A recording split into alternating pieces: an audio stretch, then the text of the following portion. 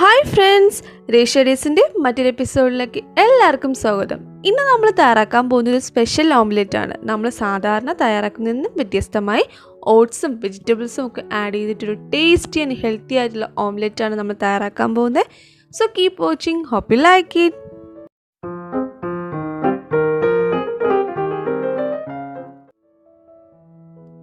ഞാനിവിടെ ഇപ്പോൾ 3 table spoon oats എടുത്തിട്ടുണ്ട്. നമ്മുടെ സാധാ ഓട്സ് ആണ് എടുത്തിട്ടുള്ളത്.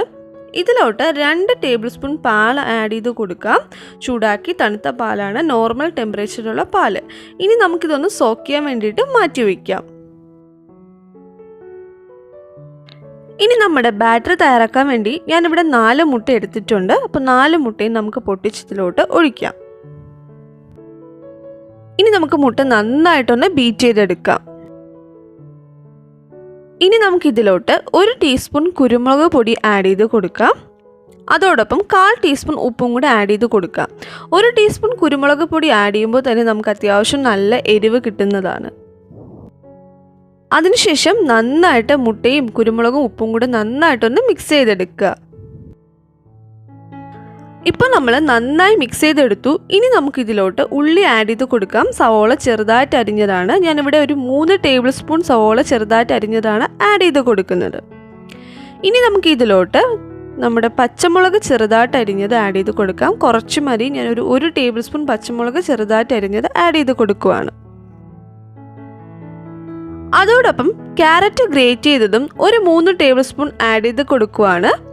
പിന്നെ നമ്മൾ ഇതിലോട്ട് ആഡ് ചെയ്യുന്നത് ടൊമാറ്റോ ആണ്. ടൊമാറ്റോ ചെറുതായിട്ട് അരിഞ്ഞതും 3 ടേബിൾ സ്പൂൺ ആഡ് ചെയ്ത് കൊടുക്കുവാണ്.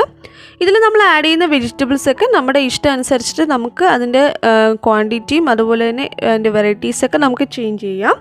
ഇനി നമ്മൾ ഇതിലോട്ട് ആഡ് ചെയ്യുന്നത് നമ്മൾ നേരത്തെ സോക്ക് ചെയ്യാൻ വെച്ചിരുന്ന ഓട്സ് ഉണ്ടല്ലോ, അപ്പോൾ അതും കൂടെ ആഡ് ചെയ്ത് കൊടുത്തതിന് ശേഷം നന്നായിട്ട് ഇതൊന്ന് മിക്സ് ചെയ്ത് നന്നായിട്ടൊന്ന് ബീറ്റ് ചെയ്തെടുക്കുക.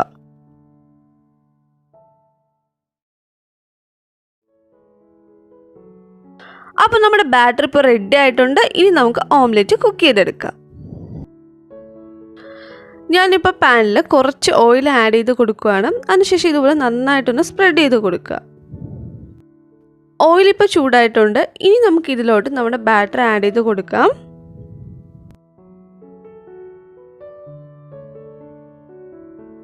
ഇനി ഇതുപോലെ ഒന്ന് സ്പ്രെഡ് ചെയ്തിട്ട് അതിലുള്ള ഓട്സും വെജിറ്റബിൾസും എല്ലാ ഭാഗത്തും വരാൻ വേണ്ടിയിട്ട് ഇതുപോലെ ഒന്ന് സ്പ്രെഡ് ചെയ്ത് കൊടുക്കുക. ഇനി നമുക്ക് അടച്ചു വെച്ച് വേവിച്ചെടുക്കാം. ഒരു ലോ ഫ്ലെയിമിൽ ഇട്ടതിന് ശേഷം ഒരു 4-5 മിനിറ്റ് ആകുമ്പോൾ തന്നെ നമുക്ക് ഒരു സൈഡ് നന്നായിട്ട് വെന്ത് കിട്ടും. ഒരിക്കലും ഫ്ലെയിം കൂട്ടി വെച്ചിട്ട് പെട്ടെന്ന് വേവിച്ചെടുക്കാൻ നോക്കരുത്, എന്നാൽ കരിഞ്ഞു പോകാൻ സാധ്യതയുണ്ട്. ഇപ്പോൾ നമ്മുടെ ഓംലെറ്റിൻ്റെ ഒരു സൈഡ് റെഡി ആയിട്ടുണ്ട്. ഇനി നമുക്കിത് മറിച്ചിട്ട് കൊടുക്കാം.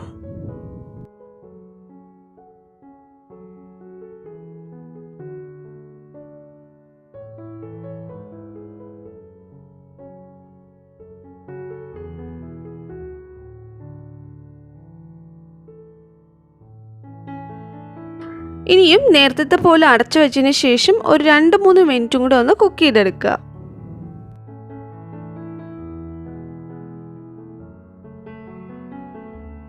അപ്പോൾ നമ്മുടെ സ്പെഷ്യൽ ഓംലെറ്റ് റെഡി ആയിട്ടുണ്ട്. ഇനി ഇതുപോലെ ജസ്റ്റ് ഇങ്ങനെ ഒന്ന് പ്രസ് ചെയ്ത് കൊടുക്കുക. അപ്പോൾ നമുക്ക് നല്ല ഫ്ലഫി ആയിട്ട് ഓംലെറ്റ് കിട്ടുന്നതായിരിക്കും.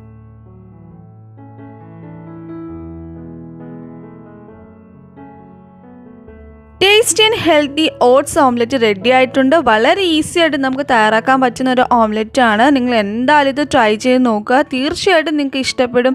ട്രൈ ചെയ്തതിന് ശേഷം നിങ്ങളുടെ ഫീഡ്ബാക്ക്സ് എന്നെ കമൻസിലൂടെയും മെയിലിലൂടെയും അറിയിക്കുക. അതുപോലെ തന്നെ നിങ്ങൾക്ക് വീഡിയോ ഇഷ്ടമായെങ്കിൽ നിങ്ങളുടെ പ്രിയപ്പെട്ടവരുമായി ഷെയർ ചെയ്യുക, ലൈക്ക് ചെയ്യുക, സബ്സ്ക്രൈബ് ചെയ്യുക.